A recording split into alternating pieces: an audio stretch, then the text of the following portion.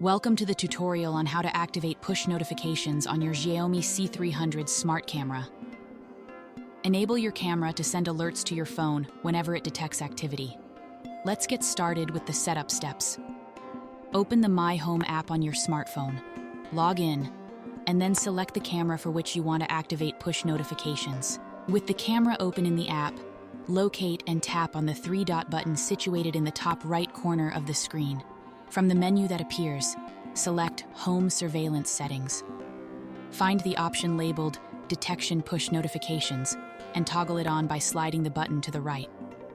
Once enabled, you can customize your push notifications. You'll see options such as motion detection, specific types of movements, baby cries, pet detection, and loud noise notifications. Enable or disable these according to your preferences. Thanks for watching. If you found this tutorial helpful, please remember to like and subscribe.